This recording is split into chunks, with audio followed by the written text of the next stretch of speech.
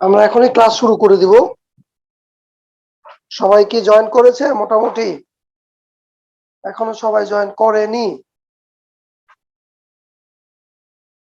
আমরা এখনই ক্লাস শুরু করে দিচ্ছি। হ্যাঁ, লাস্ট ক্লাসে আমরা কোন পর্যন্ত গিয়েছিলাম তোমাদের কি মনে আছে? মুক্তিবেগের রাশিমালা পড়েছিলাম, এরপর সেটাতে ম্যাথ করেছিলাম।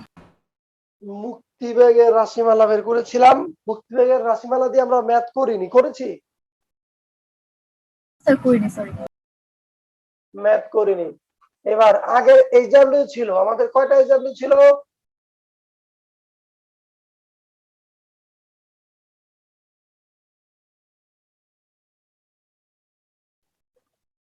এক্সাম্পল ছিল তো আমাদের, ছিল না? স্যার একটা ছিল। একটা ছিল। ওকে, এক্সাম্পল রেজাল্টটা বলো তো।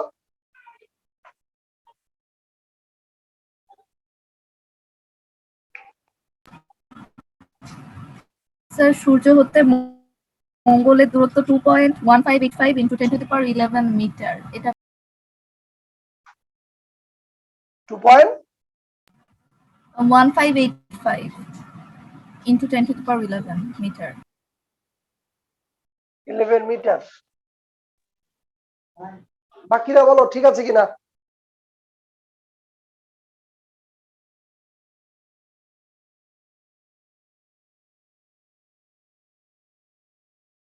অঙ্কটার রেজাল্ট ঠিক আছে কিনা বলো। কি বাকিরা করো নাই? কি করে দিতে হবে অঙ্কটা? স্যার এটা না পারি নাই, করে দিই। পারো নাই, করে দিতে হবে। ওকে, ঠিক আছে, আমি অঙ্কটা করে দিচ্ছি। হ্যাঁ, না পারলে বলতে হবে পারি নাই। এখানে সূর্য হতে পৃথিবীর দূরত্ব কত ছিল? 15 কোটি কিলোমিটার। কত ছিল? 15 কোটি কিলোমিটার। 15 কোটি কিলোমিটার মানে 15 ইন্টু কত হয় দেখি আমরা। 15 কোটি কিলোমিটার, একক, দশক, শতক, হাজার, অযুত, লক্ষ, নিযুত, কোটি। এই জায়গায় কোটি, যদি আমি এখানে দেই 15, এইখানে যদি 1 দেই, তাহলে একক, দশক, শতক, হাজার, অযুত, লক্ষ, নিযুত, কোটি। 15 কোটি কিলোমিটার। তাহলে মিটারে নিলে আরো 3টা শূন্য হবে। 2, 4, 6, 8, 10, 11, 1.5 ইন্টু 10^11 মিটার। বলো এটা ঠিক আছে কিনা। বলো। কোটিতে রাখলে হয় না স্যার? কিছু বলছো? স্যার কোটিতে রাখলে হয় না স্যার? কোটিতে রেখে ধরে করলে? কোটিতে রেখে ধরে করলে হবে, ওইটাও একই মান আসবে। যেহেতু গুণ দিয়ে এই মানগুলো বের করতে হয়, সেহেতু কোটিতে রাখলেও একই আসবে। আমার 21.584 কোটি কিলোমিটার আসছে স্যার ডাইরেক্ট করলে।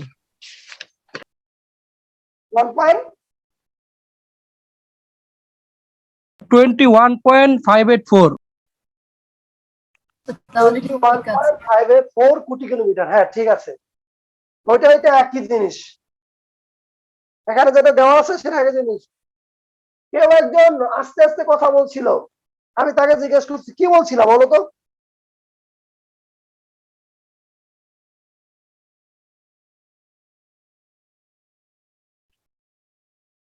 এখন আর বলবে না। ওকে ঠিক আছে, সমস্যা নেই।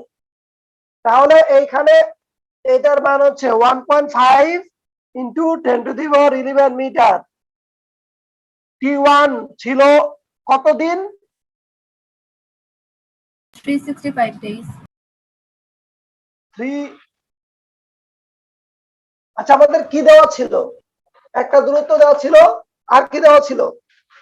আমাদের সূর্য হতে পৃথিবীর দূরত্ব, পৃথিবীর আবর্তনকাল, আর হচ্ছে মঙ্গল গ্রহের আবর্তনকাল, এই 3টা জিনিস দেওয়া ছিল। এটা হচ্ছে 365। তাহলে T2 এর মান কত ছিল দেওয়া? স্যার এটা 630 দিন। 630 দিন। তাহলে আমাদের বের করতে হবে A2।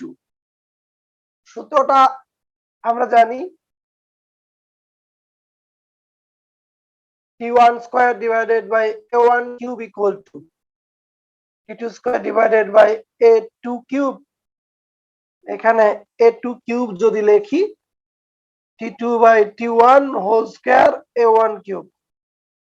পরের লাইনে লিখবো a2 equal to t2 by t1 2/3 into a1। মানগুলো বসিয়ে দিলেই রেজাল্ট চলে আসবে। আমার মনে হয় এটা ঠিক আছে, 1584 সামথিং 85 লেখা যায় into 10 to the power 11 metre. এটাকে যদি এইভাবে আমরা ভেঙে লিখি তাহলে হবে 21.585 কোটি কিলোমিটার। কোটি কিলোমিটার এভাবে বোঝানো যায় আর কি। যাই হোক, এভাবে বোঝানো লাগবে না, মিটারে রাখলে চলবে অথবা কিলোমিটারে রাখলে চলবে। এইবার তো অঙ্কটা আমরা বুঝেছি, তাই না? জি স্যার। মুছে দিচ্ছি। মুক্তিবেগ দিয়ে আমরা অঙ্ক করব আজকে। মুক্তিবেগ দিয়ে আমাদের অঙ্ক আছে, হ্যাঁ, অনেকগুলো। মুক্তিবেগ সম্পর্কে আমাদের মোটামুটি ধারণা ছিল, এরপরে আমাদের আরো কিছু ধারণা নিতে হবে। বেসিক কথাগুলো আমি তোমাদের এখন জিজ্ঞেস করব, মানসিকভাবে রেডি থাকুন। তোমাদেরকে বলেছিলাম সমীকরণ প্রতিপাদন দেখতে, মনে আছে?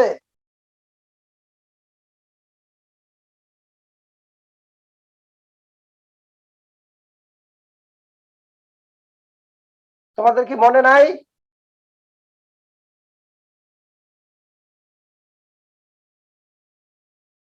কথা বলছো না তোমরা?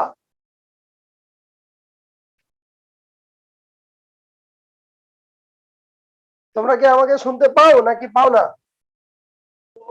জি স্যার। শুনতে পাও কিন্তু উত্তর দিচ্ছ না কেন? এটার কি সমস্যা?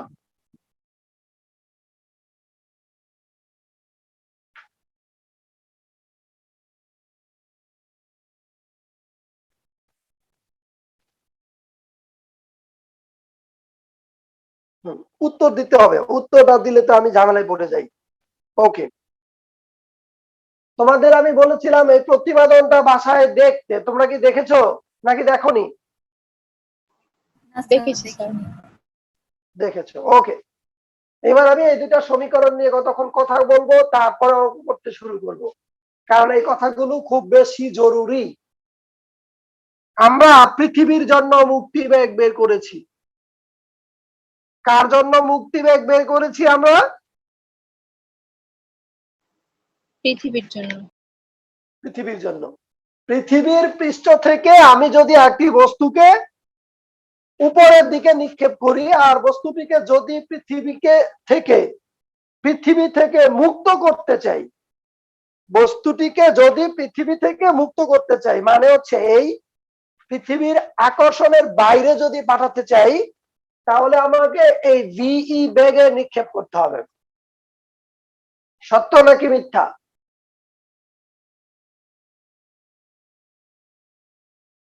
সত্যি স্যার। সত্য। তাহলে ভিই ইকুয়াল টু √2gm/r। এখানে এই এমটা হলো পৃথিবীর ভর আর এই আরটা কি? পৃথিবীর ব্যাসার্ধ। পৃথিবীর ব্যাসার্ধ। ওকে, এবার এটা হলো পৃথিবীর পৃষ্ঠ থেকে একটা বস্তুকে আমরা এই জায়গায় নিক্ষেপ করলে সেটা পৃথিবী থেকে মুক্ত হয়ে যাবে, ঠিক আছে?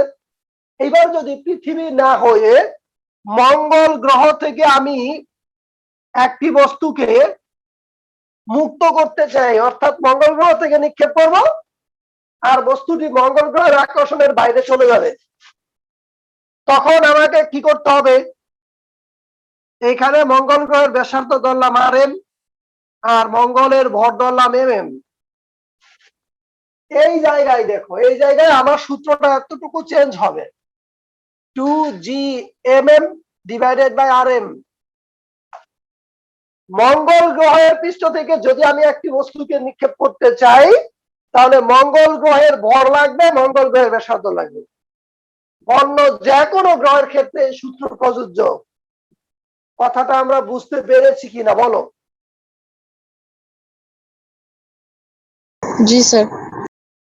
ওকে, এবার যাই দ্বিতীয় সূত্র, এটাতে এইখানে জিটা হলো যেই বিন্দু থেকে নিক্ষেপ করব সেই বিন্দুর অভিকর্ষ ত্বরণ। বলো জিটা কি? অভিকর্ষ ত্বরণ। অভিকর্ষ ত্বরণ বললে শুধু হবে না, এই যেটা হলো যেই বিন্দু থেকে একটা বস্তুকে নিক্ষেপ করব সেই বিন্দুর অভিকর্ষ ত্বরণ হলো জি। এবার যদি পৃথিবীর পৃষ্ঠ থেকে আমি বস্তুটিকে নিক্ষেপ করি তাহলে পৃথিবীর কেন্দ্র থেকে ওই বিন্দুর দূরত্ব হলো আর। পৃথিবীর কেন্দ্র থেকে ওই বিন্দুর দূরত্ব কত? আর যদি মঙ্গলের ক্ষেত্রে আমরা এই সূত্রটা ব্যবহার করতে চাই তাহলে এই জায়গায় হবে 2gm, মানে মঙ্গল গ্রহের পৃষ্ঠে অভিকর্ষ ত্বরণ, আর মঙ্গল গ্রহের কেন্দ্র থেকে ওই পৃষ্ঠের দূরত্ব এটা হচ্ছে rm। আমরা কি এটা ব্যবহার করতে পারি নাকি পারি না? জি স্যার পারি। ওকে, এইবার পরের অপশন, 2 নম্বর অপশনটা মনে রাখো, 2 নম্বর অপশনটা কাজে লাগবে। এইবার মনে করো আমরা এখন পৃথিবী পৃষ্ঠে নাই, আমরা আছি হলো একটা পাহাড়ের চূড়ায়।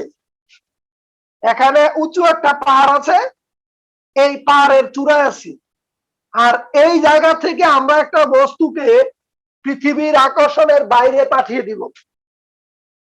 আমি আবার বলছি, এতক্ষণ যে সূত্রগুলো আমরা আলোচনা করেছি সেইগুলো হচ্ছে পৃথিবীর পৃষ্ঠ থেকে নিক্ষেপ করব, অথবা মঙ্গল গ্রহের পৃষ্ঠ থেকে নিক্ষেপ করব, অথবা অন্য কোনো গ্রহের পৃষ্ঠ থেকে নিক্ষেপ করব। এইবার আমরা কিন্তু বলছি আমরা ওই রকম পৃথিবীর পৃষ্ঠে নাই, এবার পৃথিবীর পৃষ্ঠ থেকে আমরা এই উচ্চতায় আছি। বলো কত উচ্চতায় আছি? উচ্চতা এটা পাহাড়ে হইতে পারে অথবা একটা মহাকাশ যানে হইতে পারে, যে কোনো একটা জায়গায় আছি আমরা পৃথিবীর পৃষ্ঠ থেকে এই উচ্চতায়। এবার এখান থেকে যদি আমি একটি বস্তুকে পৃথিবীর আকর্ষণের বাইরে পাঠাতে চাই সেই ক্ষেত্রে কি এই সূত্রগুলো অ্যাপ্লিকেবল হবে? না স্যার না। তখন সূত্রটা হবে একটু আগে যেটা বলেছিলাম, যেই বিন্দু থেকে নিক্ষেপ করব সেই বিন্দুর অভিকর্ষ ত্বরণ। তাহলে এই বিন্দুতে একটা অভিকর্ষ ত্বরণ আছে না আমাদের? জি প্রাইম মনে আছে? পৃথিবী পৃষ্ঠ থেকে এই উচ্চতার অভিকর্ষ ত্বরণের কথা আমাদের মনে আছে? ওকে, এইবার পৃথিবীর কেন্দ্র থেকে এই বিন্দুর দূরত্ব কত হবে? r+h। তাহলে সূত্র হবে এটা 2g প্রাইম r+h। এটাকে যদি আমি একটু এডিট করি তাহলে 2 × g প্রাইম সমান কি লেখা যায়? gm/r+h whole square. মনে আছে কি আমাদের?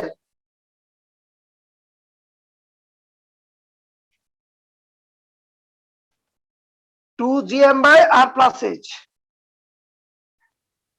যদি পৃথিবীর পৃষ্ঠ থেকে এই উচ্চতার কোন জায়গা থেকে, এই উচ্চতার কোন জায়গা বা স্থান থেকে যদি আমরা একটা বস্তুকে পৃথিবীর আকর্ষণের বাইরে পাঠাতে চাই তাহলে আমরা মুক্তিবেগের সমীকরণ ব্যবহার করব, v = √2gm। এই যে এখানে r এর জায়গায় শুধু হবে r+h, r এর জায়গায় শুধু কি হবে?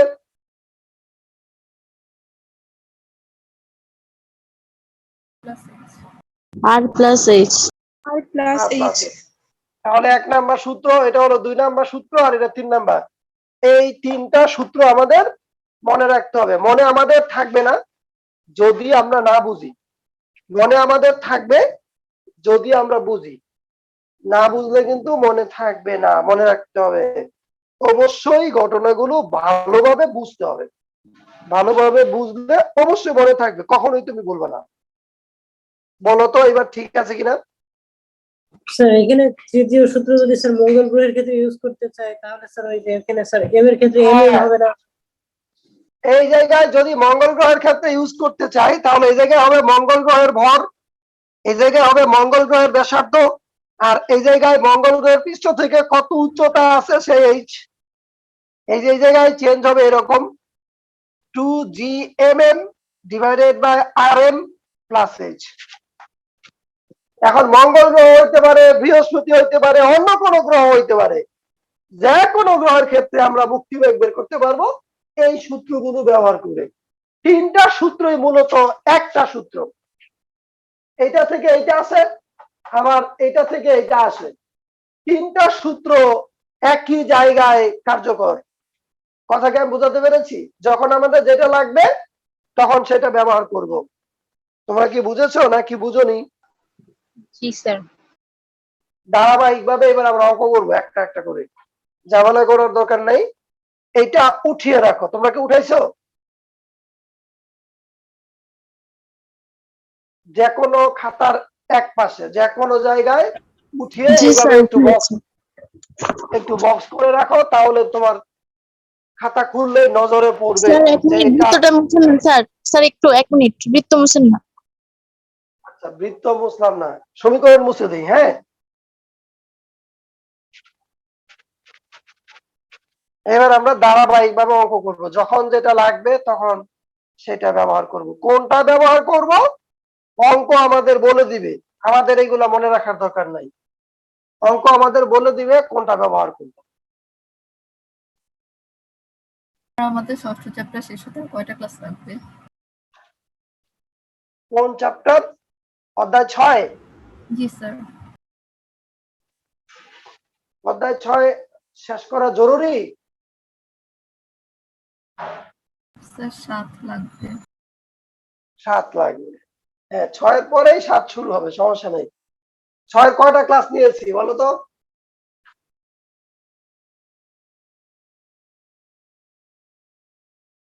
কটা লেকচার দিয়েছি 6 এর? 3টা না 4টা?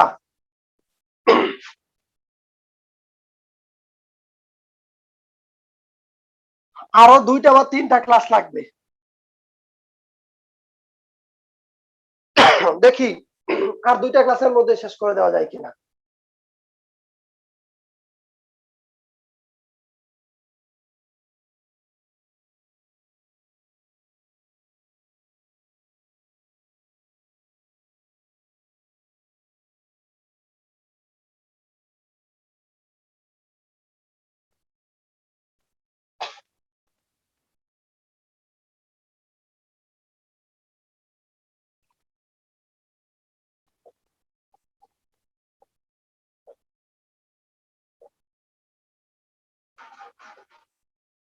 পৃথিবী পৃষ্ঠ হতে একটি বস্তুকে ন্যূনতম কত বেগে খাড়া উপরের দিকে নিক্ষেপ করলে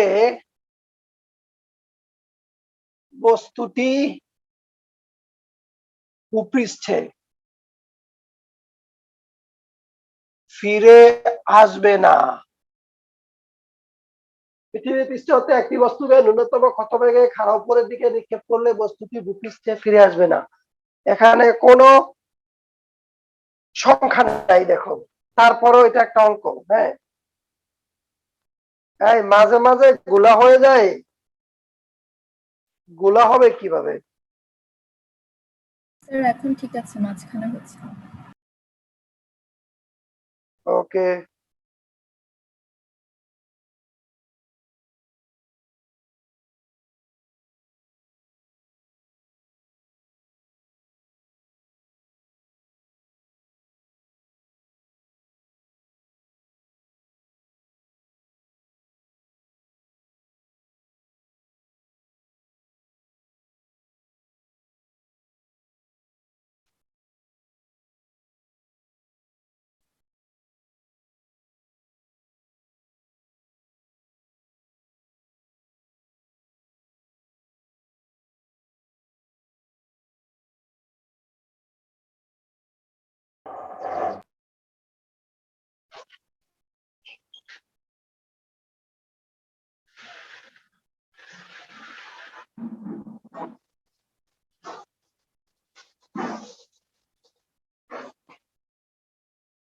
তোমরা কি এই অঙ্কটা পারবা না? Sir 11.208 kilometre. 11.208 kilometre per second. জি স্যার, এটাই এসছে। হ্যাঁ, এমন কি কেউ আছো স্যার অঙ্কটা একটু করে দেন?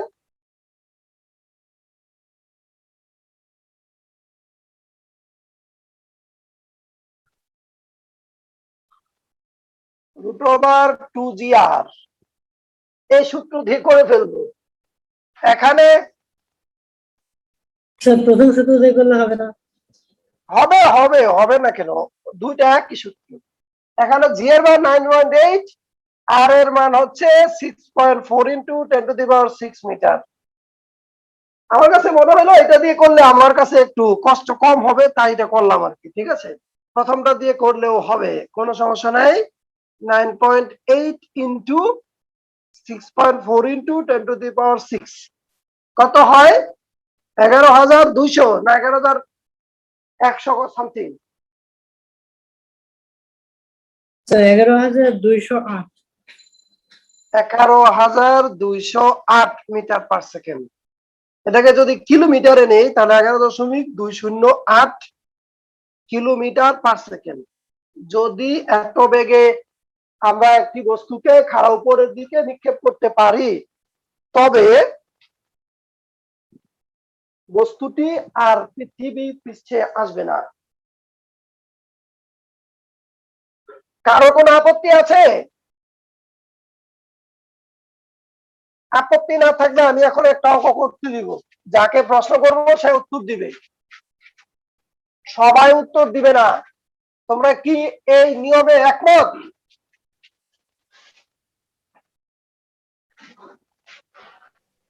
জি স্যার। গুড। এইবার ধ্রুবকগুলোর মান আমি লিখে রাখি যাতে করে তোমরা ঝামেলায় না পড়ো, কাউকে যেন জিজ্ঞেস করতে না হয়। এখানে জি এর মান হচ্ছে 6.67 into 10⁻⁻11 newton metre square per kg square. এটা হলো জি এর মান। আর এম এর মান হলো 6 ইন্টু 10⁻24 কেজি পৃথিবীর ভর। আর পৃথিবীর ব্যাসার্ধ হলো 6.4 ইন্টু 10⁶ মিটার। এই তিনটা মান লিখে রাখলাম, কারণ এখন তো আমি মোটামুটি একটা পরীক্ষার মতো নিচ্ছি, যাতে করে যাকে জিজ্ঞেস করবো সে উত্তর দিবে। সবাইকে অঙ্ক করতে হবে। আসলে 2-4 জন আমার মনে অঙ্ক করে, বাকিদের কাছে ক্যালকুলেটরও নাই। তোমরা আমার কোচিং এর নিয়ম জানো না। আমার কোচিং এ যখন তুমি ক্লাস করবে তখন আমার কোচিং এ তুমি ক্যালকুলেটর ছাড়া আসলে এই দেখো 3-4 জন নাই, মাত্র বললাম আর 3-4 জন নাই। স্যার কোচিং এর নিয়ম হলো আগের অঙ্কটাতে দুইটা সূত্র দিয়ে করলে দুইটা ডিফারেন্ট মান আসছে কেন? না, একই মান আসবে, একই মান আসবে, কাছাকাছি। দশমিকের পরে অল্প একটু বেশ কম আসতে পারে। ওটা 11,200 আসছে আর এটা আসছে 11,183। এরকম ডিফারেন্স কেন হলো? ওই 11.2 এটার অ্যাকুরেট মান 11.2। দশমিকের পরে দেখো আমরা এই এম এর মান দেখি 6। এম এর মান কিন্তু অনেক জায়গায় লেখা আছে 5.98 5.98। আবার আর এর মান লিখি আমরা 6.4। এখানে অনেক জায়গায় লেখা আছে 6.37, ওটাকে আমরা 6.4 লিখি। কি ব্যাপার, স্টুডেন্টরা কি ভয় পাচ্ছে? ভয় পাওয়ার কিছু করার নাই। যদি আল্লাহ দেয় কোচিং খোলে তাহলে কোচিং এ আসবা, একদিন ক্যালকুলেটর না নিয়ে আসবা, 5 মিনিট কানে ধরে দাঁড়ায় থাকবা। কয় মিনিট? 5 মিনিট। 5 মিনিট। আর এখন তুমি বাসায় আছো, ক্যালকুলেটর কাছে নিয়ে বসো নাই, একজন অঙ্ক করছে আর বাকিটা শুধু সাথে সাথে লিখছে। এটা আমার ক্লাসে কখনো সম্ভব না। আমার কলেজের ক্লাসেও সবাইকে অঙ্ক করতে হবে, আমার কোচিং এর ক্লাসেও সবাইকে অঙ্ক করতে হবে। সে পারবে না পারবে সেটা আমার দেখার বিষয় না। পারলে পারবে, না পারলে নাই, কোনো সমস্যা নাই, আমি শিখাবো। কোচিং এ ঢুকা মানে সে শিখে বের হবে। কোচিং এ ঢুকা মানে শুধু আসবে আর যাবে, এটা কখনোই হবে না।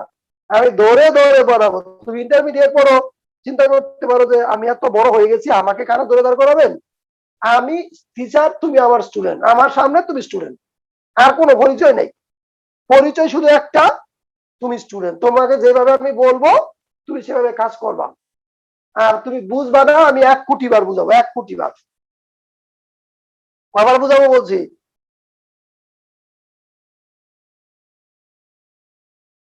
এই কয়বার বুঝাবো বলছি? 1 কোটি বার, 1 কোটি বার। 1 কোটি বার বুঝাবো। ওকে, গুড। এবার এখানে হচ্ছে আর পি বিন্দু, এটা হলো কিউ বিন্দু। কিন্তু আমার ক্লাসে তোমাকে কাজ করতেই হবে, এটার আর কোনো বিকল্প নাই।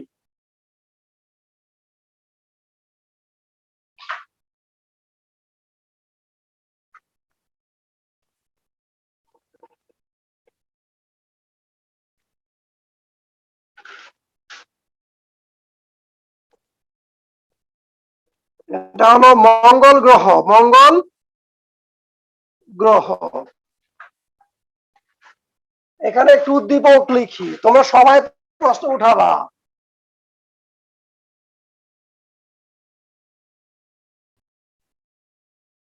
মঙ্গল গ্রহের বড় ব্যাসার্ধ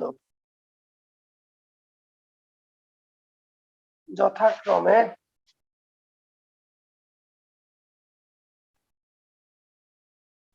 পৃথিবীর ভর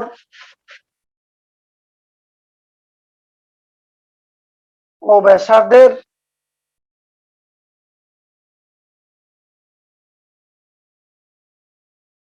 1 গুণ।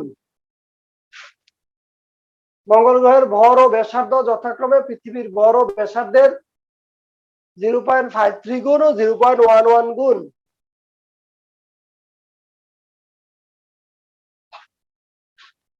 এক নাম্বার অঙ্ক,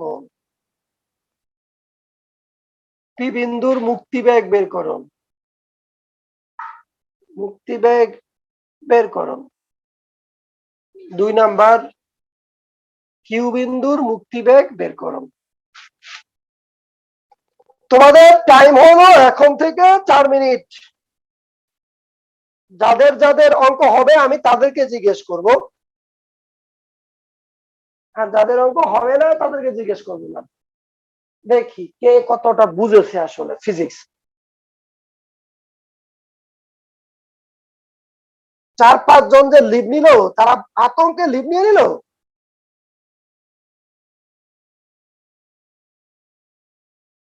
এই যাদের হবে অঙ্ক তাদেরকে জিজ্ঞেস করবো, না পারলে তো আমি করিয়ে দিব। আমার কাজই তো হলো তোমাদের অঙ্ক করে শিখানো।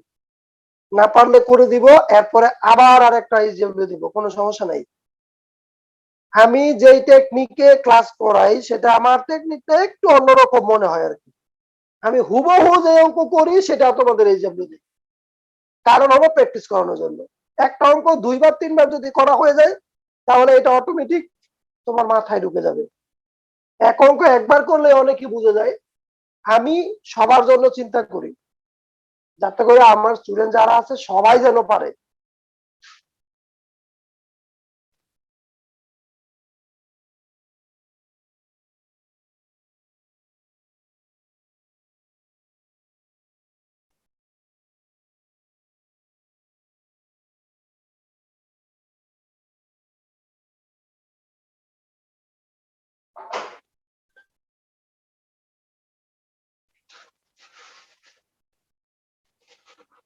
তোমরা কি অঙ্ক করতে পারতেছো নাকি সমস্যায় পড়ে আছো? স্যার অঙ্ক স্যার করেছি। করতেছি। ওকে, করো। ভুল হোক তাতে কোনো সমস্যা নেই, ভুল হলে কিছু হবে না। ভুল হইলেই পরে আবার ঠিক করা যাবে। হ্যাঁ, যদি অঙ্ক নাই করি, ক্যালকুলেটর নাই ধরি, তাহলে কিন্তু ঠিক করা যাবে না।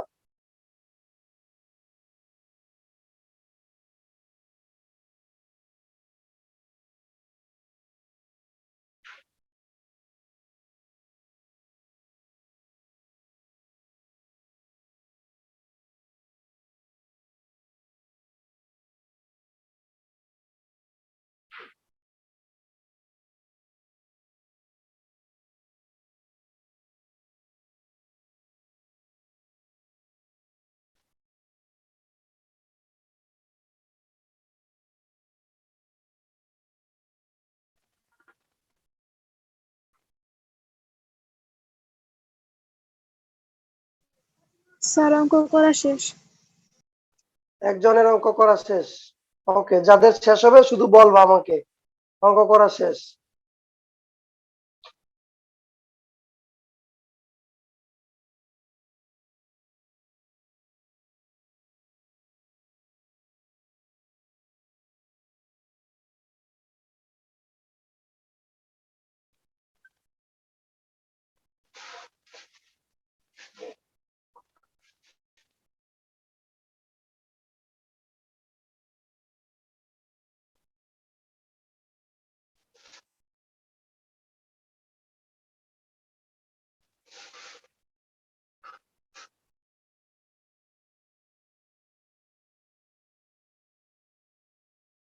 স্যার আমার শেষ। দুইজন শেষ। এবার আমাকে হাত তুলে জানাও কয়জনের অঙ্ক শেষ হয়েছে। হাত তোলো শুধু তোমরা।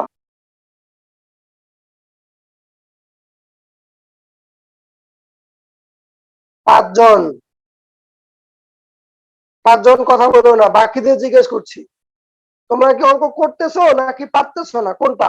একজন বলো। স্যার করতেছি। স্যার আর 1 মিনিট। স্যার একটু টাইম লাগবে। ওকে, তোমরা হাত তুলেই রাখো, নাকি হাত ব্যথা হয়ে যাবে? না স্যার স্যার। ভার্চুয়াল হাত তো স্যার ব্যথা হওয়ার সম্ভাবনা নেই। ওকে, ঠিক আছে।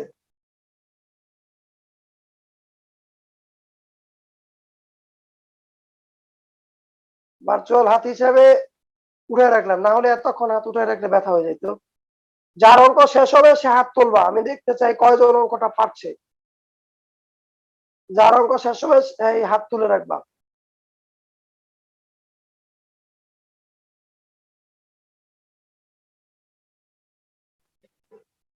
সাতজন, আটজন হয়ে গেছে, গুড। আর একটু অন্তত 25 জনের হাত আমি দেখতে চাই।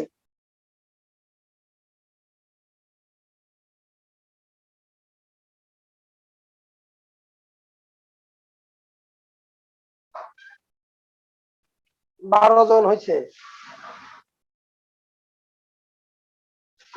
14,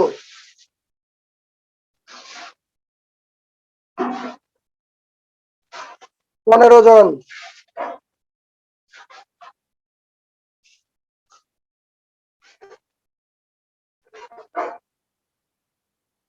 15 জন হাত তুলেছে, 16 জন, 50-50 হাত তুলেছে আর কি।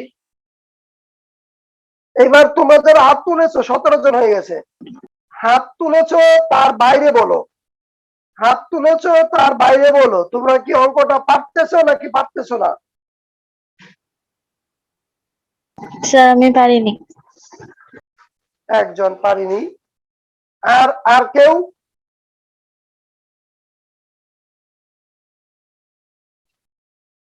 আর বাকিদের মধ্য থেকে আরো 2 জনের কথা আমি শুনতে চাই। আলিফা 5395 রোল, তুমি বলো পেরেছো? স্যার ট্রাই করতেছি, একটা করার শেষের দিকে একটু টাইম লাগবে। আচ্ছা, টাইম লাগবে। 18 জনের হাত তুলেছে। এইবার তো হাত তোলা ছাড়া জিজ্ঞেস করছি, এই জন্য মনে হয় ওরা হাত তোলার দলে চলে যাচ্ছে নাকি। ফাঁকিবাজি করা যাবে না, লিগ্যাল যেটা সেটাই বলতে আমি করে দিব, আমি তো করেই দিব, সমস্যা নাই। ওকে, নুসরাত জাহান নোভা, সরি নুসরাত হাসান নোভা, তুমি বলো তো 1 নম্বরের রেজাল্ট কত?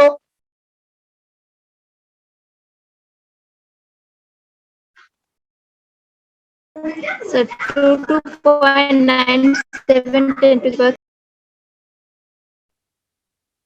2.95,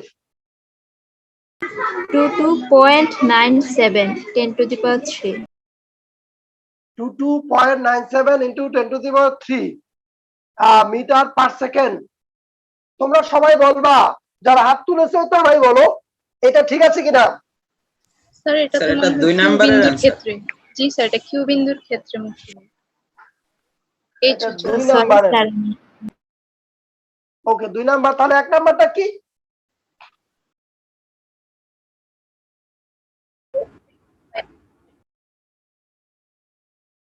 five four seven kilometre per second. এটা হলো স্যার এটা তো 24.54। 2 নাম্বারটা। না স্যার, Okay, এটাই okay. 1 নম্বরের স্যার এটাই ঠিক আছে। জি স্যার।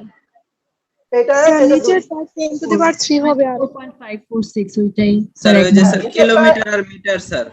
কিলোমিটার। কিলোমিটার লিখেছি, কিলোমিটার লিখেছি, এই জন্য 10 to the power 3 দেয়নি।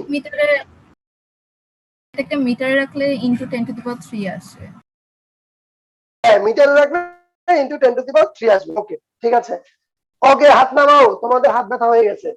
আমি আসলে যেটা চাই আর কি, আমার এখানে যতগুলো স্টুডেন্ট থাকবে সবাই যেন কাজ করে আর সবাই যেন অঙ্কগুলো পারে, এটা হলো আমার চাওয়া।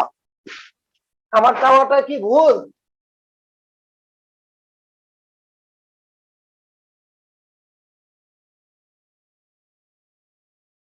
কথা বলছে না, ছেলেমেয়েরা কথা বলে কম। কি যে বলেন স্যার?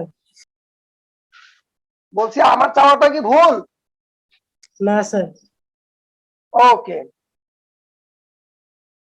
এখানে যেহেতু RM আর MM আছে, তাহলে মুক্তিবেগ পি বিন্দুতে আমাদের মুক্তিবেগ বের করতে হবে এই সূত্র দিয়ে, 2gmm ডিভাইডেড বাই RM।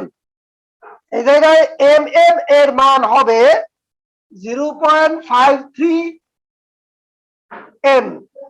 এখানে দেখো বলছে মঙ্গল গ্রহের ভর পৃথিবীর ভরের 0.53 গুণ। এটা কি বুঝেছো নাকি বুঝে নাই? জি স্যার। ওকে, এরপরে বলেছে মঙ্গল গ্রহের ব্যাসার্ধ পৃথিবীর ব্যাসার্ধের 0.11 গুণ। ওটা আমরা পরে লিখছি, আগে মানটা বসিয়ে নেই, 0.53 ইন্টু 6 ইন্টু 10⁻²৪। এটা হলো mm এর মান। আর RM এর মান হবে 0.11 into 10⁻, into Less r। than 1 minute. হ্যাঁ বলো। Sir, less than 1 minute. Less than 1 minute. Okay, ঠিক আছে, এটা হলো RM এর মান। তাহলে এই mm এর মান আর RM এর মান যখন আমি এখানে বসিয়ে দিব, এখানে v এর মান বের হয়ে যাবে 24 পয়েন্ট কত বলেছিলাম?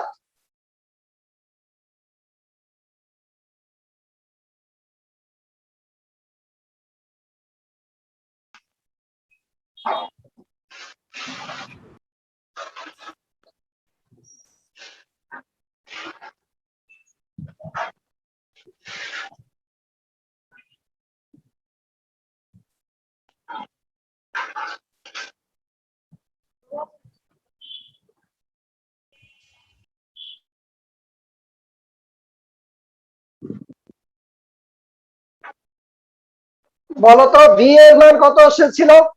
24 পয়েন্ট স্যার 55। 55 জি স্যার। Yes sir, 55 kilometre per second. Into 10⁻³ metre per second লিখলাম। হ্যাঁ, এটা হলো 1 নাম্বার। 1 নাম্বারে কারো কোনো আপত্তি আছে?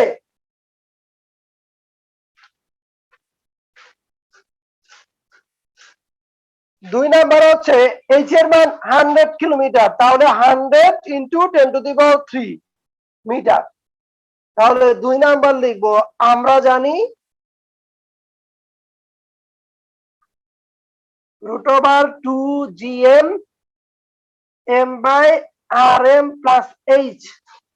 এই জায়গায় শুধু r ছিল, এই জায়গায় rm প্লাস h। এখানে আমরা মান বসাবো, মান বসানোর পরে v এর মান কত আছে?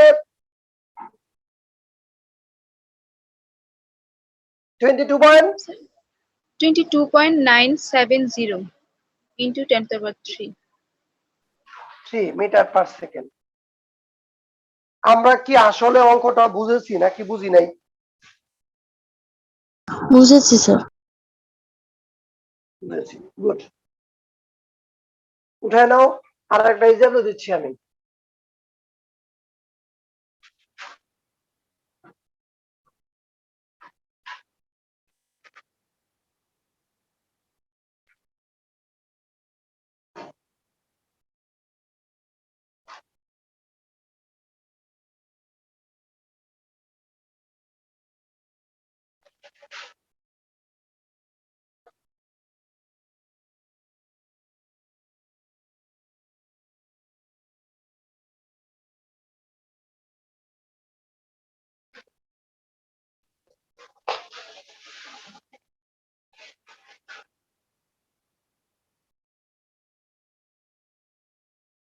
আমি একটা এক্সাম্পল দিয়েছি, তোমরা কি বুঝেছো? জি স্যার। HW1, এটা HW1, আরো HW দিব আজকে।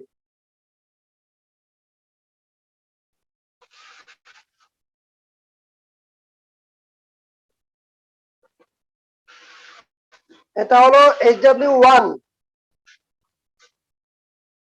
তোমরা কি প্রশ্নটা উঠিয়েছো নাকি উঠাওনি? জি স্যার, উঠিয়েছি। চিত্র চিত্র লাগবে, প্রশ্নের মধ্যে শুধু এডিট করতে পারো। একটা হলো আমি বলেছি 2.32 গুণ আর একটা হচ্ছে 1.02 গুণ। তার উচ্চতা কি 100 কিলোমিটারই থাকবে? এটা 100 কিলোমিটারই থাকবে, 100 কিলোমিটারই থাকবে। এই অঙ্কটা আমরা করেছি, হুবহু একই অঙ্ক বাসায় করতে দিয়েছি।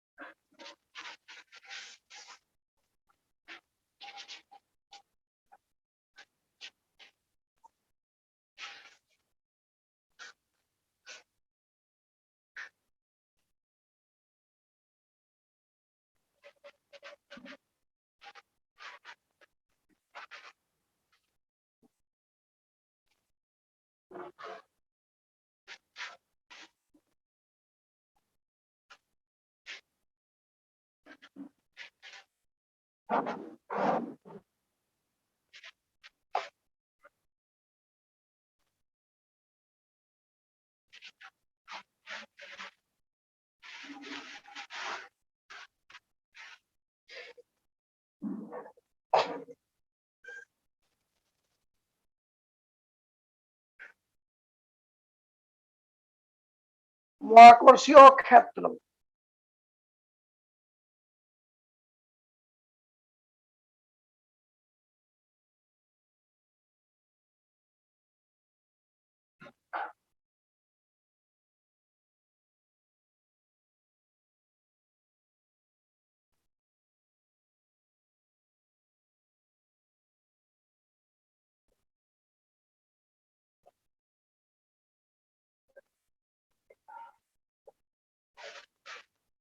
কোন বস্তুর চারদিকে যে অঞ্চল জুড়ে ওই বস্তুর প্রভাব বজায় থাকে, অর্থাৎ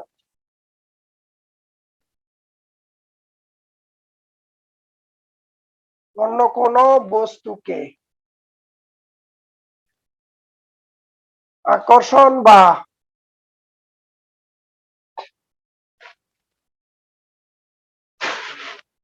বিকর্ষণ করে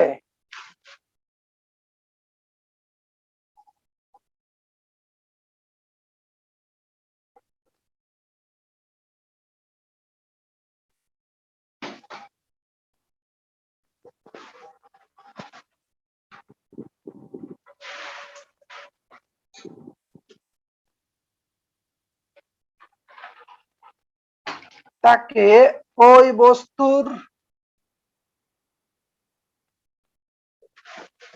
মহাকর্ষীয় ক্ষেত্র বলে। কোন বস্তুর চারদিকে যে অঞ্চল জুড়ে ওই বস্তুর প্রভাব বজায় থাকে, অর্থাৎ অন্য কোন বস্তুকে আকর্ষণ বা বিকর্ষণ করে তাকে ওই বস্তুর মহাকর্ষীয় ক্ষেত্র বলে। এটা তোমরা জানো কম বেশি, তারপর আমি ব্যাখ্যা করব। তোমাদের লেখা শেষ? জি স্যার।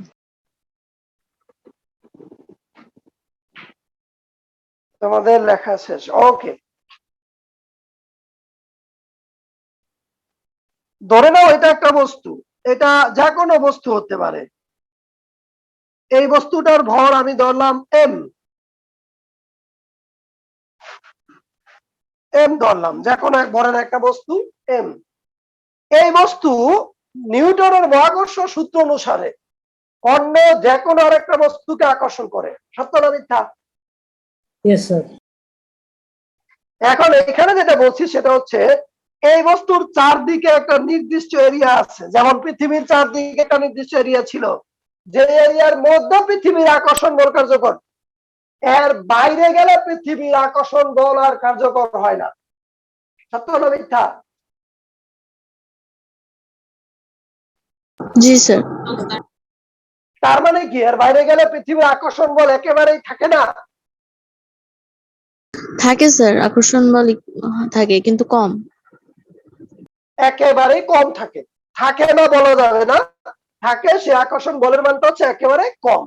তাহলে একটা বস্তু এর চারদিকে যতটুকু জায়গার মধ্যে এই বস্তুর প্রভাব খাটে, এই বস্তু তার প্রভাব খাটাইতে পারে, সেই জায়গাটাকে বলা হচ্ছে বস্তুর মহাকর্ষীয় ক্ষেত্র। পৃথিবীর চারদিকে যতটুকু জায়গার মধ্যে পৃথিবীর প্রভাব খাটে, অর্থাৎ পৃথিবী অন্য বস্তুকে টেনে পৃথিবীর কাছে নিয়ে আসতে পারে, সেই জায়গাটাকে বলা হচ্ছে পৃথিবীর জন্য মহাকর্ষীয় ক্ষেত্র। এর বাইরে গেলে বস্তু আর পৃথিবীতে আসে না, তখন পৃথিবীর প্রভাব আর খাটে না। আমরা কি মহাকর্ষীয় ক্ষেত্র বুঝেছি নাকি বুঝিনি?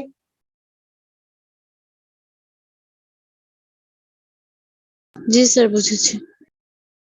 কারো কোনো প্রশ্ন আছে মহাকর্ষীয় ক্ষেত্র নিয়ে? স্যার পৃথিবীর ক্ষেত্রে মহাকর্ষীয় ক্ষেত্রটাই কি তাহলে ওই যে মুক্তিবেগের ওই জিনিসটার সঙ্গে সম্পর্কিত? হ্যাঁ, পৃথিবীর যতটুকু জায়গার মধ্যে তার আকর্ষণ আছে ততটুকু জায়গা হচ্ছে পৃথিবীর জন্য মহাকর্ষীয় ক্ষেত্র। তাহলে মহাকর্ষীয় ক্ষেত্রের বাইরে পাঠায় দিতে হবে, তখন বস্তুটা মুক্ত হবে। মহাকর্ষীয় ক্ষেত্রের বাইরে যদি পাঠিয়ে দেওয়া যায় তাহলে বস্তুটি কি হয়ে যাবে? মুক্ত হয়ে যাবে। কথা কি ক্লিয়ার? জি স্যার। এবার তাহলে লিখবো মহাকর্ষীয় প্রাবল্য। বুঝতে নেই, না হলে ঝামেলা হয়ে যাবে। মহাকর্ষীয় প্রাবল্য,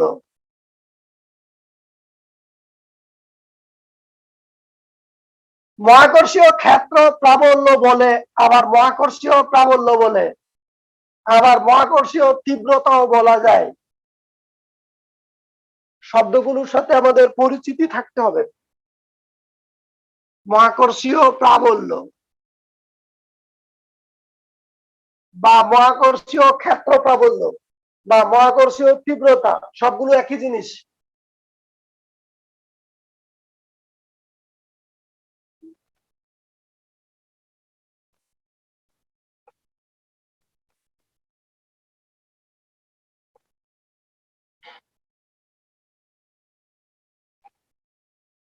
মহাকর্ষীয় ক্ষেত্রের কোন বিন্দুতে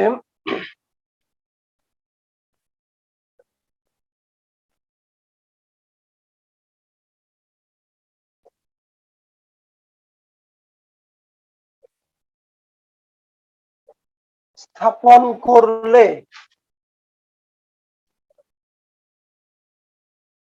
বস্তুটি যে আকর্ষণ বল লাভ করে তাকে ওই বিন্দুর মহাকর্ষীয় প্রাবল্য বলে। মহাকর্ষীয় ক্ষেত্রের কোন বিন্দুতে একক ভরের বস্তু স্থাপন করলে বস্তুটি যে আকর্ষণ বল লাভ করে তাকে ওই বিন্দুর মহাকর্ষীয় প্রাবল্য বলে।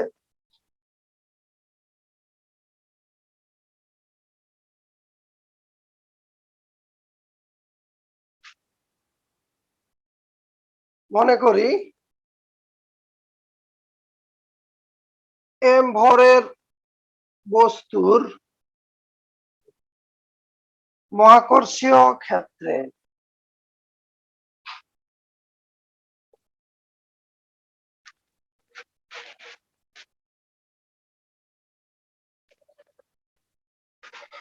এ একটি বিন্দু,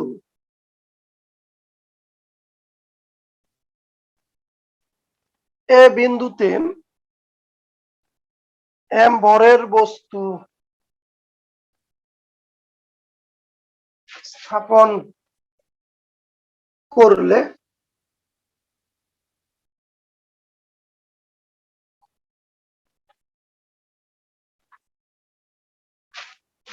আকর্ষণ বল এফ হলে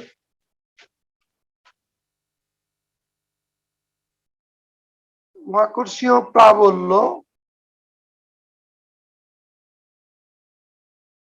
F by M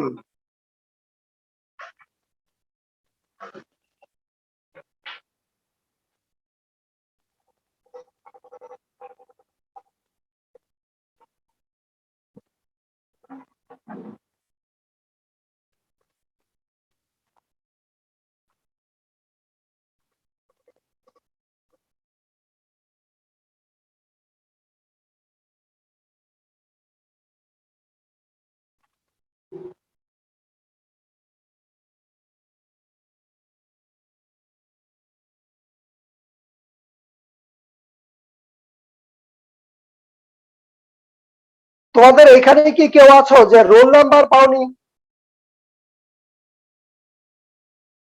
roll number নাফিস ইকবাল, তুমি আজকে নতুন?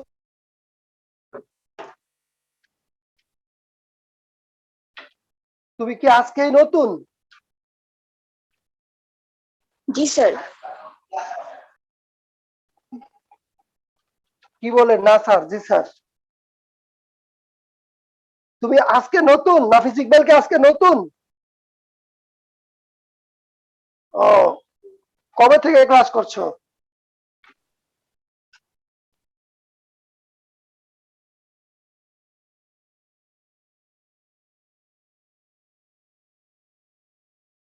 নাফিস ইকবাল, হ্যাঁ নাফিস ইকবাল লিখলাম। স্যার তোমার রোল, হ্যাঁ। আমিও আজকে নতুন। উম্মে সালমা বিনতে হোসাইন। জি স্যার। উম্মে সালমা, স্যার আমি এই মাসে ভর্তি হয়েছি কিন্তু আমি রোল নাম্বার পাইনি। রোল পাওনি 149। ফাহমিদা আফরোজ, স্যার আমি তো গ্রুপে অ্যাড হতে পারিনি। আমাকে মেসেজ দিবা, স্যার আপনার আমি আইডির add নাম করে দিবা। আমার আইডির নাম হচ্ছে মামুন দেওয়ান। আমার ছবি দেখবা, দেখতে বাবা। আমার আইডির নাম হচ্ছে মামুন দেওয়ান, ঠিক আছে? তাহলে আমি প্রথমে বলি নাফিস ইকবাল, তোমার রোল হচ্ছে SAT 53147। 53147 লিখে রাখো। উম্মে সালমা 53148। 53148। ফাহমিদা আফরোজ তোমার হচ্ছে 53149। 53149, এটাই তোমার আইডি। রোল নাম্বারটাই আসলে আইডি। আইডি ছাড়া তো তোমাকে চেনা যাবে না পরে আবার।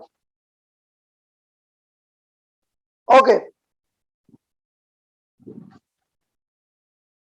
এবার আমরা মহাকর্ষীয় প্রাবল্য বুঝতে পারি নাকি পারি না? বোঝানো শুরু করবো? জি স্যার। ঠিক আছে, সবাই তাহলে স্যার। বোর্ডের দিকে। হ্যাঁ বলো। মহাকর্ষীয় প্রাবল্যের ক্ষেত্রে কি বিকর্ষণ হতে পারে? না, মহাকর্ষীয় প্রাবল্যের ক্ষেত্রে কখনোই বিকর্ষণ হতে পারে না। তড়িৎ প্রাবল্যের ক্ষেত্রে বিকর্ষণ হতে পারে। মহাকর্ষ আর অভিকর্ষ এই দুই ক্ষেত্রে কখনো বিকর্ষণ হয় না। সবসময় কি হয়? কথা বলো। সবসময় হয় আকর্ষণ। সবসময় কি হয়?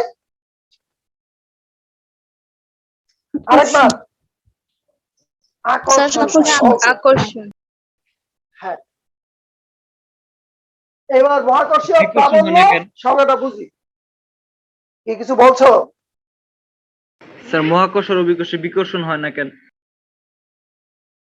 মহাকর্ষ অভিকর্ষ বিকর্ষণ হয় না কেন? যদি আমি বলি বিকর্ষণ হবে কেন? স্যার প্রত্যেকটা ক্রিয়ারই তো স্যার বিপরীত প্রতিক্রিয়া আছে, যেমন হচ্ছে আকর্ষণ থাকলে বিকর্ষণ থাকবে না। ওকে, প্রত্যেক ক্রিয়ারই একটি সমান ও বিপরীত প্রতিক্রিয়া রয়েছে। নিউটনের তৃতীয় সূত্র। এই জায়গায় আকর্ষণ থাকলে বিকর্ষণ থাকা উচিত নাকি? জি স্যার। ওকে, আমরা যদি দেখি দুইটা চার্জ অথবা চার্জিত বস্তু, তারা পরস্পরকে আকর্ষণ করতে পারে আবার বিকর্ষণও করতে পারে। সমধর্মী চার্জ হলে বিকর্ষণ করে, আর বিপরীত ধর্মী চার্জ হলে কি করে? স্যার আকর্ষণ। এটা চুম্বকের ক্ষেত্রেও প্রযোজ্য। সমমেরু হলে বিকর্ষণ করে, বিপরীত মেরু হলে আকর্ষণ করে।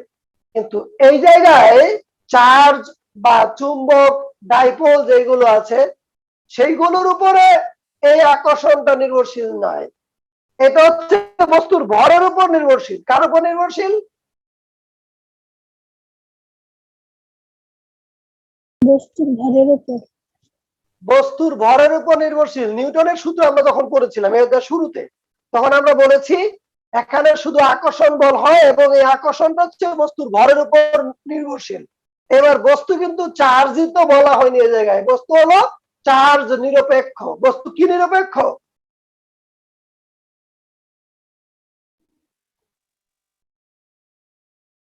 কথা বলো। চার্জ নিরপেক্ষ। বস্তু চার্জিত নয়, বস্তু হচ্ছে চার্জ নিরপেক্ষ। আর এই জায়গায় বস্তুর ভরের উপরে এই আকর্ষণ বলটা নির্ভরশীল, আর এই কারণে এখানে কোনো বিকর্ষণ বল নাই, সম্পূর্ণটাই হচ্ছে আকর্ষণ বল। ওকে, এবার আমরা যাই মহাকর্ষীয় প্রাবল্যে। মহাকর্ষীয় ক্ষেত্রের কোন বিন্দুতে, আমরা মহাকর্ষীয় ক্ষেত্র কি বুঝেছি? বুঝি নাই? জি স্যার। মহাকর্ষীয় ক্ষেত্রের কোন বিন্দুতে, যে কোনো বিন্দুতে একক ভরের মানে হচ্ছে 1 কেজি ভরের, যে কোনো একটা বিন্দুতে আমি যদি 1 কেজি ভরের একটা বস্তু রাখি বা স্থাপন করি, তাহলে বস্তুটি যে আকর্ষণ বল লাভ করে তাকে ওই বিন্দুর মহাকর্ষীয় প্রাবল্য বলে। তোমরা আমাকে ছোট্ট একটা প্রশ্নের উত্তর দাও। আমি 1 কেজি ভরের একটা বস্তু এই জায়গায় রাখলাম, এ বিন্দুতে, এটা এ না ধরি, পি ধরি। আরেকটা বস্তু রাখলাম এই জায়গায় 1 কেজি ভরের, পি বিন্দুতে, সরি কিউ বিন্দুতে। কোন বিন্দুর আকর্ষণ বেশি হবে? কিউ বিন্দু। কিউ বিন্দুর। কিউ বিন্দুর আকর্ষণ বেশি হবে। তাহলে মহাকর্ষীয় প্রাবল্য দ্বারা যেটা বুঝায় মহাকর্ষীয় ক্ষেত্রের কোন বিন্দুতে শক্তি বেশি সেটা বুঝায়। মহাকর্ষীয় ক্ষেত্রের কোন বিন্দুতে শক্তি বেশি সেটা বোঝায়। এই বিন্দুতে শক্তি বেশি নাকি এই বিন্দুতে শক্তি বেশি, বা কোন বিন্দুতে মহাকর্ষীয় ক্ষেত্রের শক্তি কি রকম সেটা প্রকাশ করে মহাকর্ষীয় প্রাবল্য। আর এইটা পরিমাপ করার জন্য আমরা ওই বিন্দুতে একক ভরের একটা বস্তু স্থাপন করি, কিন্তু আমি এখানে এই কাজটা করি নাই। আমি কি করেছি সেটা ব্যাখ্যা করি। মনে করি এম ভরের বস্তুর মহাকর্ষীয় ক্ষেত্রে একটু বিন্দু, এই এম ভরের একটা বস্তু, ক্যাপিটাল এম ভরের একটা বস্তু, এই বস্তুর মহাকর্ষীয় ক্ষেত্র হলো এটা। আর এই ক্ষেত্রের মধ্যে আমরা একটা বিন্দু নিয়েছি এই, আর এই বিন্দুতে যদি এম ভরের বস্তু স্থাপন করা হয় তাহলে এই বস্তুটার উপর এই বস্তুটার একটা আকর্ষণ বল কার্যকর, সেটা হচ্ছে এফ। সেই বলটা কত? এফ। এফ। তো এম ভরের বস্তুর উপর যে আকর্ষণ বল কার্যকর সেটাকে কিন্তু মহাকর্ষীয় প্রাবল্য বলে না, বলে?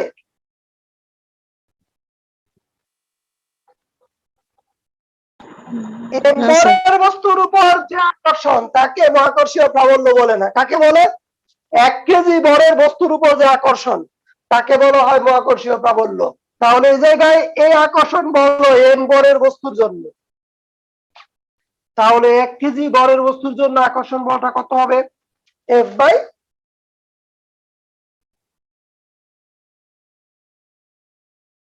কথা বলো, F by M. F by M. আর এটাকে বলা হচ্ছে মহাকর্ষীয় প্রাবল্য ই। দেখো আমি তাই লিখছি, মহাকর্ষীয় প্রাবল্য E equal to F by M. তার মানে হচ্ছে 1 কেজি ভরের কোন একটা বস্তু মহাকর্ষীয় ক্ষেত্রের যে কোনো একটা বিন্দুতে তুমি যদি রাখো, আর তখন ওই বস্তুটি যে পরিমাণ বল লাভ করবে বা বল অনুভব করবে তাকে বলা হবে ওই বিন্দুর মহাকর্ষীয় প্রাবল্য। মহাকর্ষীয় প্রাবল্য কি বুঝেছো? জি স্যার। জি স্যার। স্যার, আর তাহলে একটু আমরা তাহলে সামনে, স্যার আমরা হ্যাঁ বলো। মহাকর্ষীয় ক্ষেত্রে তাহলে কেন বললাম যে কোনো বস্তুকে আকর্ষণ বা বিকর্ষণ করে থাকে? ওই আকর্ষণ বা বিকর্ষণ করে থাকে স্যার মহাকর্ষীয় ক্ষেত্রের সংজ্ঞাতে। আকর্ষণ বিকর্ষণ বলছি। জি স্যার, অর্থাৎ কোন বস্তুকে আকর্ষণ বা বিকর্ষণ করে তাকে ওই বস্তুর মহাকর্ষীয় ক্ষেত্র এই বলে। ছেড়েছি আমি, কি বিকর্ষণ লিখছিলাম? জি স্যার, আকর্ষণ বা বিকর্ষণ। তাহলে বিকর্ষণ বিকর্ষণ হবে। বিকর্ষণ এই ভুলে লিখছি। ওই বিকর্ষণ কাটো, বিকর্ষণ সবাই কাটো। বিকর্ষণ হবে না, আকর্ষণ হবে। আকর্ষণ, বিকর্ষণ তো এখানে নাই। এটা আসলে কার সাথে রিলেটেড তোমরা কি জানো? সেটা হলো তড়িৎ ক্ষেত্রের সাথে এটা রিলেটেড। তো তড়িৎ ক্ষেত্রের সংজ্ঞা যখন দেই তখন আমরা বলি একটি চার্জিত বস্তুর চারদিকে যে অঞ্চল জুড়ে ওই বস্তুর প্রভাব থাকে, অর্থাৎ অন্য কোনো চার্জিত বস্তুকে আকর্ষণ বা বিকর্ষণ করে, ওই রেফারেন্সে মনে হয় এটা বিকর্ষণ দেখেছি। শুধু আকর্ষণ করে হবে, শুধু কি হবে? আকর্ষণ করে। আকর্ষণ করা হবে। বিকর্ষণ হবে না। তড়িৎ ক্ষেত্র তোমরা 19 এ পড়েছিলে না? তড়িৎ ক্ষেত্র, জি স্যার পড়ছিলাম। বিকর্ষণ। তড়িৎ ক্ষেত্রের ক্ষেত্রে আকর্ষণ বা বিকর্ষণ দুইটাই হবে। আমি হয়তো ওই ধাক্কায় লিখে ফেলেছি আর কি, আকর্ষণ বা বিকর্ষণ, শুধু আকর্ষণ হবে, এখানে কোনো বিকর্ষণ নাই, বিকর্ষণের কোনো প্রশ্নই নাই। ওকে, এবার আমাকে বলো তড়িৎ, এই যে আমার তড়িৎ বলছি, মহাকর্ষীয় প্রাবল্যের একক কি হবে?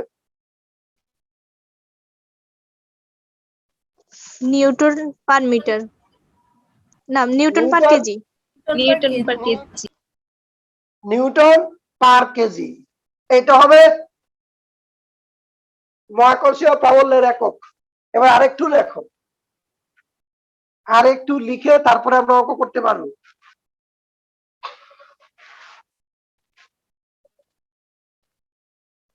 এম ও এম ভরের বস্তুর মধ্যবর্তী দূরত্ব ডি হলে E equal to sorry F equal to G M M divided by D square. সুতরাং E equal to G M M divided by D square divided by M. সুতরাং E equal to DM by D square. এতটুকু লেখো, এরপরে আরো কথা আছে আমার। আকর্ষণ বিকর্ষণ দুইটা লিখে দিয়েছিলাম, আমি অন্যমনস্ক ছিলাম মনে হচ্ছে।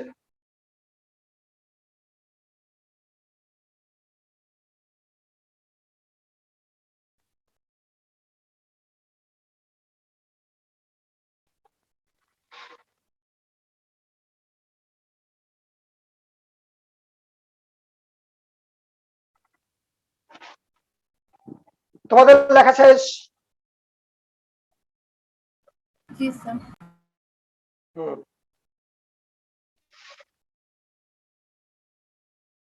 এবার একটু খেয়াল করো, এই এম্বরের বস্তুর জন্য এখানে মহাকর্ষীয় ক্ষেত্র হয়েছিল, আর এই ক্ষেত্রের মধ্যে এই স্মল এম্বরের একটা বস্তু আমরা রেখেছিলাম, সত্য না মিথ্যা? সত্য। সত্য। এই দুটি বস্তুর মধ্যবর্তী দূরত্ব যদি ডি হয় তাহলে F equal to G M M by D square লেখা যায়।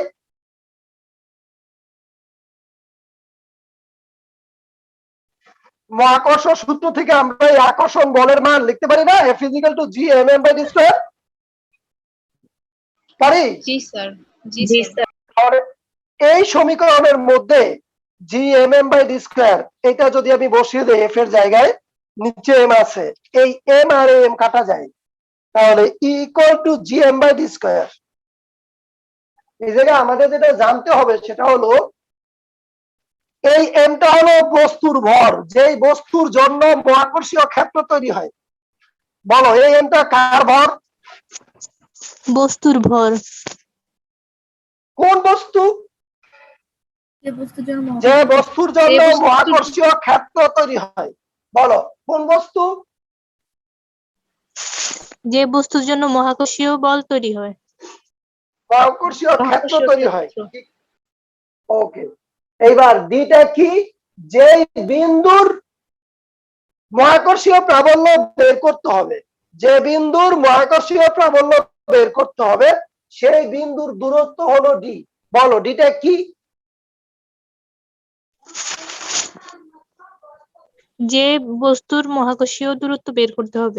হয়নি, যে বিন্দুর মহাকর্ষীয় প্রাবল্য বের করতে হবে, মহাকর্ষীয় প্রাবল্য বের করতে হবে সেই বিন্দুর দূরত্ব। এইবার এই দূরত্বটা কোত্থেকে হিসাব করতে হবে? বস্তুর কেন্দ্র থেকে ওই বিন্দুর দূরত্ব হিসাব করতে হবে। বলো কোথা থেকে? এই দূরত্ব হিসাব করতে হবে।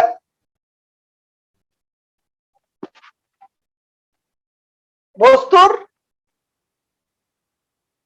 বলো, বস্তুর কেন্দ্র থেকে ওই বিন্দুর দূরত্ব হলো ডি। ঠিক আছে, এইবার আরেকটু এখানে 2 নম্বরের একটা প্রশ্ন দিব তোমাদের বাসায় লিখতে, আমি আরেকটু দেখিয়ে নিই, তারপর এরপরে আমরা অঙ্ক করব। কয় মিনিট আছে আমাদের এই মিটিং এর? এখনো show করেনি। কয় মিনিট? ওকে, অনেক টাইম। এম ভরের বস্তুটি পৃথিবী হলে এবং বিন্দুটি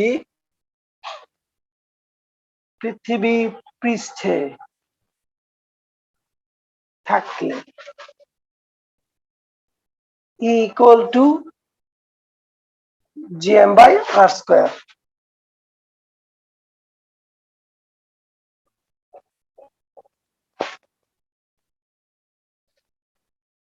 ইকুয়াল টু জি।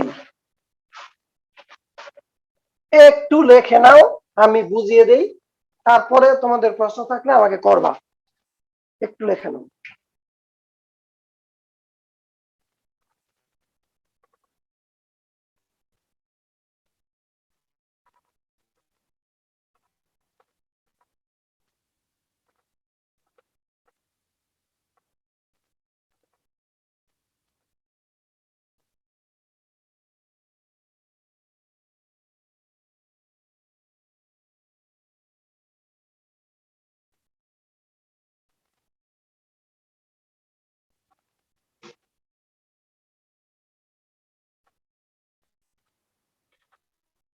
লেখা শেষ। লেখা শেষ। হ্যাঁ, বোর্ডের দিকে তাকাও। এখানে যে বস্তুটির কথা আমরা বলেছি, এই বস্তুটি যদি পৃথিবী হয় আর এই বিন্দুটি যদি পৃথিবীর কেন্দ্রে পৃথিবীর পৃষ্ঠে যদি চলে আসে, এই বিন্দুটি যদি পৃথিবীর পৃষ্ঠে চলে আসে, তাহলে পৃথিবীর ভর আর পৃথিবীর ব্যাসার্ধ কত? আর তখন এই ডি এর পরিবর্তে আমরা লিখতে পারবো আর। ডি এর পরিবর্তে কি লিখতে পারবো? আর তখন আমরা লিখবো gm বাই r স্কয়ার। এখানে m হলো পৃথিবীর ভর, এই r হলো পৃথিবীর ব্যাসার্ধ। তো gm বাই r স্কয়ার সমান আমরা কি জানি? জি। অর্থাৎ পৃথিবী পৃষ্ঠে মহাকর্ষীয় প্রাবল্য ও অভিকর্ষজ ত্বরণ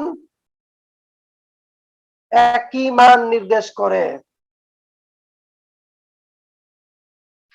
তাহলে পৃথিবীর পৃষ্ঠে মহাকর্ষীয় প্রাবল্য এবং অভিকর্ষজ ত্বরণ দুইটা একই মান নির্দেশ করে। এইবার বলো, বুঝতে পেরেছো কিনা? 2 নম্বরের প্রশ্ন কি সেটা আমি বলে দিচ্ছি। কি স্যার বুঝছি। বুঝতে পেরেছো? জি স্যার। এবার 2 নম্বরের একটা প্রশ্ন লেখো। পৃথিবী পৃষ্ঠে মহাকর্ষীয় প্রাবল্য ও অভিকর্ষজ ত্বরণ একই মান নির্দেশ করে, ব্যাখ্যা করো।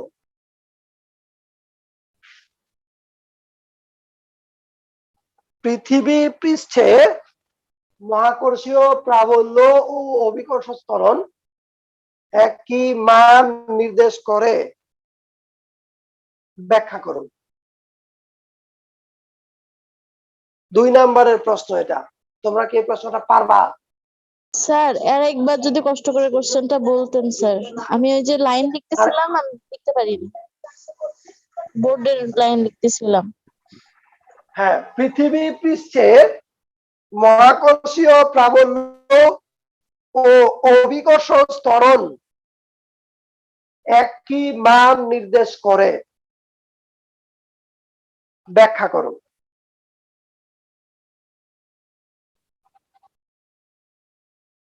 পারবা? জি স্যার পারবো, এই কথাগুলো লিখে দিলে। জি স্যার, এই কথাগুলো লিখলেই তো হচ্ছে। এই কথাগুলো লিখতে হবে। 2 নম্বরের আমি আগামী ক্লাসে দেখার চেষ্টা করবো কে কিভাবে লিখছে। এবার আমরা অঙ্ক করি নাকি?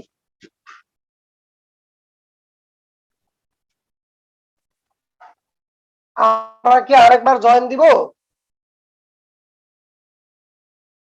না স্যার। এখনো 15 মিনিট বাকি। না, এখন তো আমরা কাটবে আরো 4-5 মিনিট পরে, বা 6-7 মিনিট পরে কাটবে আরো, তাই না? এরপরে আরেকবার জয়েন দিব, না এর মধ্যেই আমরা এই জয়েনেই শেষ করব? শেষ করে দেন স্যার। টায়ার্ড হয়ে গেছো? জি স্যার। আজকে কয়তম রোজা? স্যার আজকে 20 রোজা। 20 রোজা। তাহলে তো একটু টায়ার্ড হওয়ার কথাই, রোজা শেষের দিকে একটু মানুষ টায়ার্ড হয়ে যায়। ঠিক আছে, আমরা এখন অঙ্ক করি তাহলে।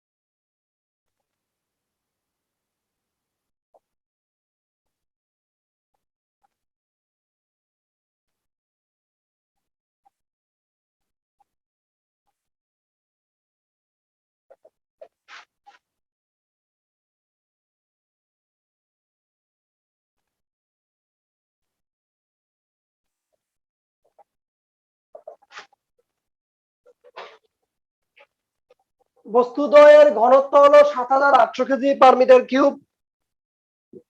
প্রশ্ন হলো বস্তুদ্বয়ের মধ্যবিন্দুতে মহাকর্ষীয় প্রাবল্যের মান ও দিক বের করো।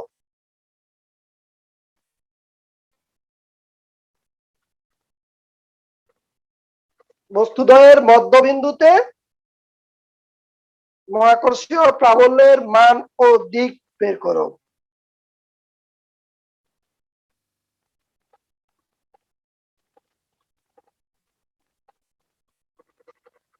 পারবা?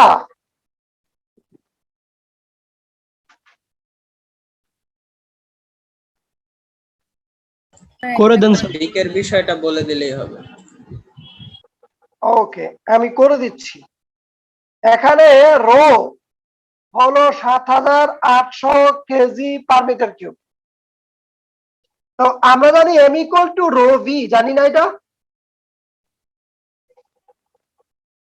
জি স্যার। M equal to rho V. হ্যাঁ, এই জায়গায় m1 is equal to rho v1, rho 4/3 pi r1 whole cube. এখানে r1 এর মান কত?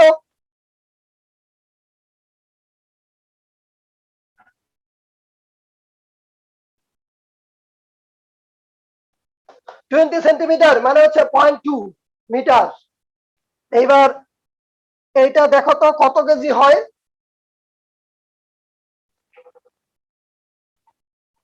লাইন কেটে যাবে কয় মিনিট পর? Sir 1.5 minute. 1.5 মিনিট। ওকে, m1 এর মান বলো, একইভাবে m2 এর মান বের করো। m2 is equal to rho into v2 সমান 7800 into 4/3 into 3.1416 into 0.25 whole cube। আমাকে উপরের মানটা বলো এবং নিচের মানটাও বলো। একটা জিনিস তো দেওয়া হয়নি।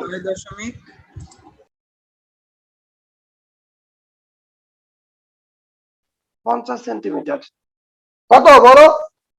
Sir 1306.9056 9056 KG.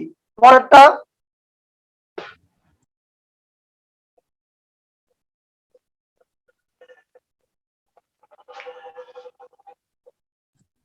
স্যার 2042.04 2042 2042 পয়েন্ট কত বলছো? 04 কেজি। ওকে, এবার আমাদের লাগবে দুইটা জিনিস। মধ্যবিন্দুতে দুইটা দূরত্ব বের হবে, একটা হলো এ বস্তু থেকে মধ্যবিন্দুর দূরত্ব, আর একটা হলো বি বস্তু থেকে মধ্যবিন্দুর দূরত্ব। সেই দুইটার দূরত্ব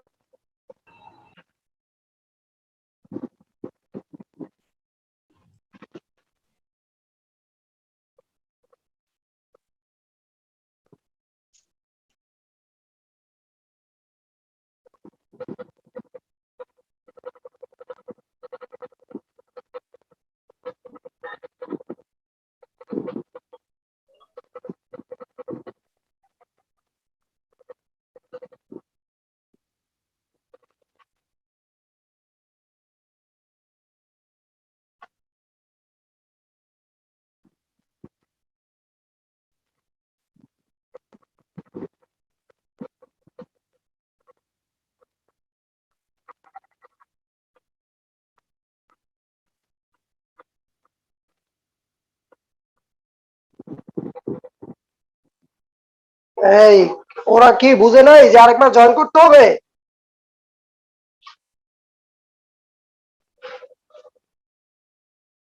এখানে d1 এর মান কত হবে? 50 ডিভাইডেড বাই 2 প্লাস 20 সমান হচ্ছে 25 প্লাস 20 45 সেন্টিমিটার, 0.45 মিটার। একইভাবে d2 হবে 50 divided by 2 plus 25 50 centimetre, 0.5 metre. তোমরা আমাকে বলো এই দুইটার মধ্যবিন্দু দূরত্ব আমরা দেখো, এই দুইটা বস্তুর মধ্যবিন্দু দূরত্ব আমরা কি করলাম? এটাকে দুই ভাগে ভাগ করলাম, দুই ভাগে ভাগ করে এইটার ব্যাসার্ধ যোগ করলাম প্রথমটার সাথে, আবার এইটার অর্ধেক আর এটার ব্যাসার্ধ যোগ করলাম দ্বিতীয়টার সাথে। আমরা কি এটা বুঝেছি? আরেকবার একটু বলবেন, আমার নেট প্রবলেম হচ্ছে। আরেকবার বলছি, খেয়াল করো।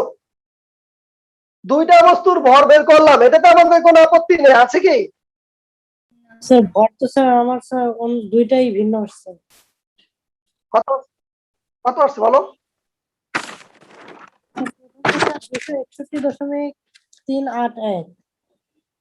কত? 261. হ্যাঁ, আরেকজন বলো 261 ঠিক আছে কিনা? 381। স্যার 361. জি স্যার ঠিক আছে। আর স্যার দ্বিতীয়টা আসছে 510.51।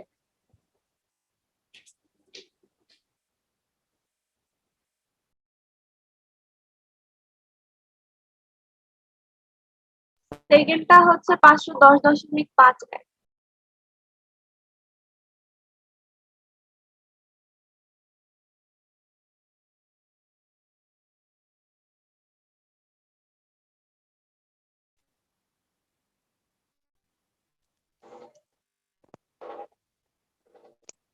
জি স্যার, সেকেন্ডটা 510. এই ভুল যে হলো তোমরা বলো না কেন? এটা 261. এটা মনে হোল কিউব করে নিছে, হোল কিউব। জি স্যার স্কয়ার করছিলাম ভুলে। এই তো স্কয়ার করছো। আচ্ছা পরেরটা কত? 510.51। 510.51 কেজি। এবার কি ঠিক আছে নাকি আবার চেঞ্জ করতে হবে রেজাল্ট? না স্যার ঠিক আছে। এবার এখানে বলছে বস্তুদ্বয়ের মধ্যবিন্দুতে, এই বস্তুদ্বয়ের মধ্যবিন্দুতে মাঝে আছে 50 সেন্টিমিটার, তাহলে এর মধ্যবিন্দু এই পাশ থেকে 25, এই পাশ থেকে 25, সত্য না মিথ্যা?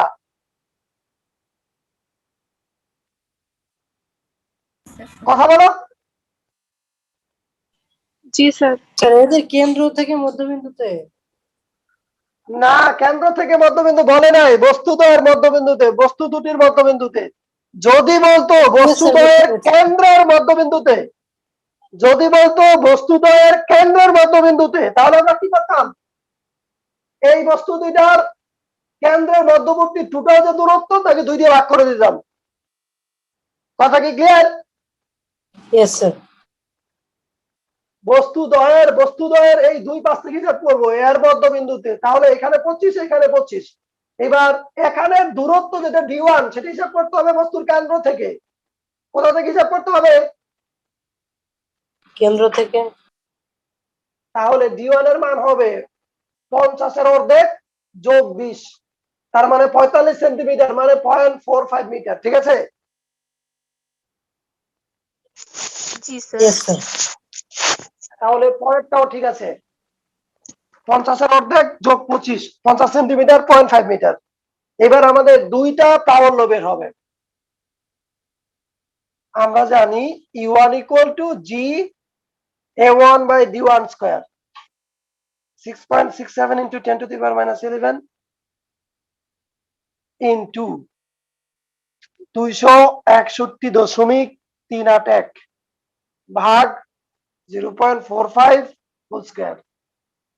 E1 এর মান কত হয় এবং E2 এর মান কত হয় বলো?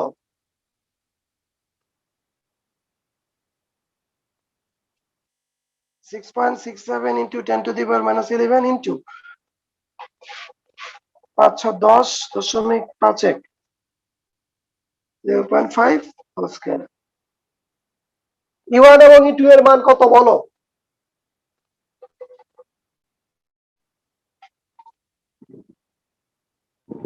Sir, E1 equals to 8.6094 into 10 inverse 8. 8.609 into 10 to the power minus 6 Newton per kg. -8। -8। ওকে, পরেরটা শুধু এই জায়গায় এটা চেঞ্জ করো, এটা চেঞ্জ করো, তাহলে হয়।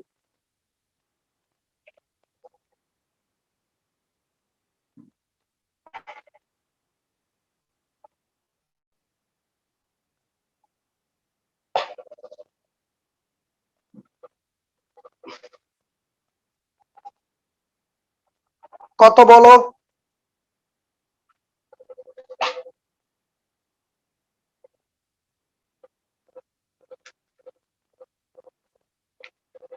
স্যার 1.362। কত? So 1.362 into 10 to the power -7. -7। এটাকে আমরা 13.62 into 10 to the power -8 লিখতে পারি, নিউটন পার কেজি লিখতে পারি এটা। Yes sir. ওকে, এইবার আমাদের দেখতে হবে দিকটা কোন দিকে। সবাই বোর্ডের দিকে একটু তাকাও। মধ্যবিন্দুতে আমাদের 1 কেজি ভরের একটা বস্তু আছে, মনে মনে যে বিন্দুতে প্রাবল্য বের করতে হবে সেই বিন্দুতে মনে মনে 1 কেজি ভরের একটা বস্তু আছে। বলো কয় কেজি ভরের বস্তু? 1 কেজি। 1 কেজি। তাহলে 1 কেজি ভরের এই বস্তুকে এই এ বস্তুটা কি করবে? এইদিকে টানবে, এটা হচ্ছে E1 এর দিক। আর বি বস্তুটা এইদিকে টানবে, এটা হচ্ছে E2 এর দিক। তাহলে বস্তুটা যাবে কোন দিকে? যার শক্তি বেশি তার দিকে যাবে। যার শক্তি বেশি। আমরা দেখো এখানে দেখতে পাচ্ছি কার শক্তি বেশি, E1 না E2? E2। E2। তাহলে এখানে হবে E is equal to E2 minus E1।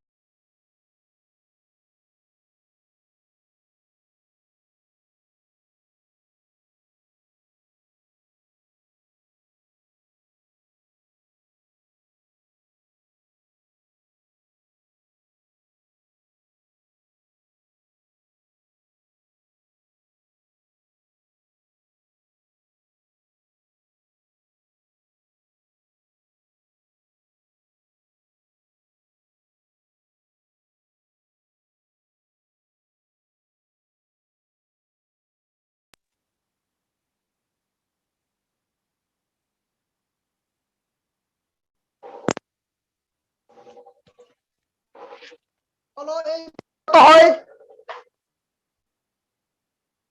Sir 5.011 011 into 10 to the power -8 Newton per KG. এটার দিক তাহলে কোন দিকে হবে? এ বস্তুর দিকে না বি বস্তুর দিকে? বি বস্তুর দিকে। বি বস্তুর দিকে। এটা হলো মহাকর্ষীয় প্রাবল্যের মান এবং দিক। এই অঙ্কটা ভালো করে করবা, পরের দিন আরো আপডেট অঙ্ক আসবে, সেই অঙ্কগুলো পারতে হবে। এটা যারা ভালো করে বুঝেছে তারা সেগুলো পারবে। এই অঙ্কটাকে স্যার একটা কেন্দ্রের এক্সাম্পল দিব। মধ্যবিন্দু করলে কি বললেন?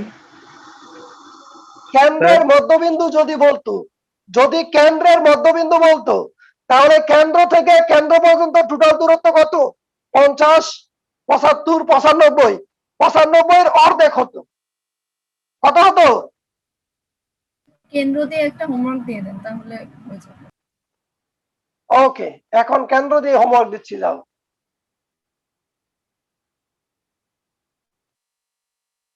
তীর চিহ্নগুলো মুছে দাও। বস্তুদ্বয়ের ঘনত্ব ঠিক আছে। বস্তুদ্বয়ের কেন্দ্রের মধ্যবিন্দুতে মহাকর্ষীয় প্রাবল্যের মান ও দিক বের করো। এটা 30 সেন্টিমিটার, এটা 40 সেন্টিমিটার, এটা 60 সেন্টিমিটার। এই অঙ্কটা করবা। এটা হলো এসডব্লিউ নাম্বার 2। দুইটা এসডব্লিউ দিলাম আজকে। তাহলে আমরা এখানে শেষ করে দিচ্ছি। একটা স্ক্রিনশট দাও কেউ, পরে গ্রুপে দিয়ে দিও। সবাই ভালো থাকো, সুস্থ থাকো, সাবধানে থাকো। আল্লাহ হাফেজ।